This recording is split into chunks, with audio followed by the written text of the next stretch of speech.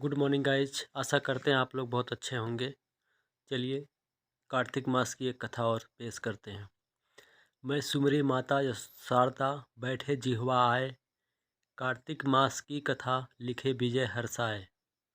नैमिषारण्य तीर्थ में श्री सूत जी ने 88,000 सनकादिक ऋषियों से कहा, अब मैं आपको कार्तिक मास की कथा विस्तार पूर्वक सुनाता हूँ, जिसका श्रवण करने से मनुष्य के सभी पाप नष्ट हो जाते हैं और अंत में बैकुंठ धाम की प्राप्ति होती है। सूत जी ने कहा, श्री कृष्ण जी से अनुमति लेकर देवर्षि नारद के चले जाने के पश्चात सत्यभामा प्रसन्न होकर भगवान कृष्ण से बोली, हे प्रभु, मैं धन्य हुई, मेरा जन्म सफल हुआ। मुझ जैसा त्रैलोक सुंदरी के जन्मदाता भी धन्य हैं, जो आपकी 16,000 स्त्रियों में के बीच में आपकी परम प्यारी पत्नी बनी। मैंने आपके साथ नारद जी को वह कल्प वृक्ष आदि पुरुष विधि पूर्वक दान में दिया, परंतु वही कल्प वृक्ष मेरे घर लहराया करता है। यह बात मृतलोक में किसी स्त्री को ज्ञात नहीं है। हे त्रिलोकीनाथ, मैं आपसे कुछ पूछने की इच्छुक हूँ। आप मुझे कृपया कार्तिक महात्म्य की कथा विस्तार पूर्वक सुनाइए, जिसको सुनकर मेरा हित हो और जिसके करने से कल्प पर्यंत भी आप मुझसे विमुख न हों। सूत जी आगे बोले, सत्यभामा के ऐसे वचन सुनकर श्री कृष्ण ने हंसते हुए सत्यभामा का हाथ पकड़ा और अपने सेवकों को वहीं रुकने के लिए कहकर विलास युक्त अपनी पत्नी को कल्प वृक्ष के नीचे ले गए।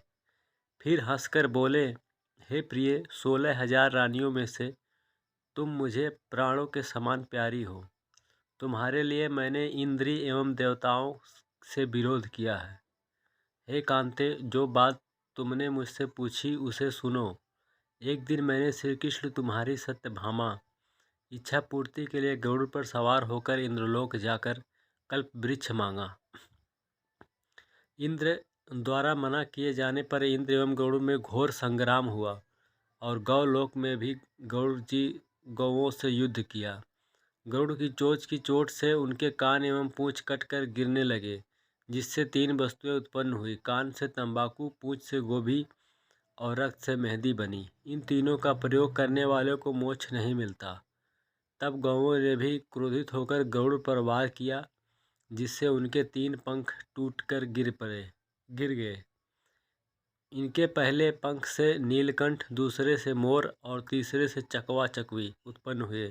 हे प्रिय, इन तीनों का दर्शन करने मात्र से ही शुभ फल प्राप्त हो जाता है। यह सुनकर सत्यभामा ने कहा, हे प्रभु, कृपया मुझे मेरे पूर्व जन्मों के विषय में बताइए कि मैंने पूर्व जन्म में कौन कौन से दान, व्रत, जप नहीं किए हैं। मेरा स्वभाव कैसा था, मेरे जन्मदाता कौन थे और मुझे मृत्युलोक में जन्म क्यों लेना पड़ा। मैंने ऐसा कौन सा पुण्य कर्म किया था जिससे मैं आपकी अर्धांगिनी हुई। श्री कृष्ण ने कहा, हे प्रिय, अब मैं तुम्हारे द्वारा पूर्व जन्म में किए गए पुण्य कर्मों को विस्तार पूर्वक कहता हूँ, उसे सुनो।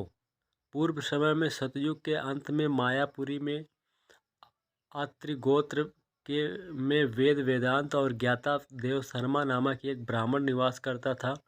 वह प्रतिदिन अतिथि की सेवा, हवन और सूर्य भगवान का पूजन किया करता था।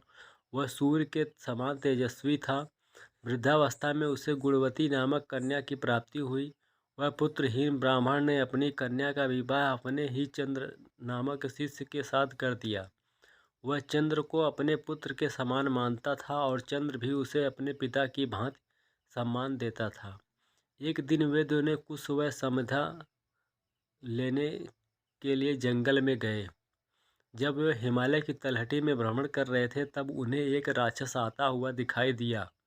उस राक्षस को देखकर भय के कारण उनके अंग शिथिल हो गए और वे वहां से भागने में भी असमर्थ हो गए। तब उस काल के समान राक्षस ने उन दोनों को मार डाला। चूंकि वे धर्मात्मा थे, इसलिए मेरे पार्षद उन्हें मेरे बैकुंठ धाम में मेरे पास ले गए। उन दोनों द्वारा आजीवन सूर्य भगवान की पूजा किए जाने के कारण मैं दोनों पर अति प्रसन्न हुआ। गणेश जी, शिव जी, सूर्य व देवी, इन सबकी पूजा करने वाले मनुष्य को स्वर्ग की प्राप्ति होती है। मैं एक होता हुआ भी काल और कर्मों के भेद से 5 प्रकार का होता हूँ।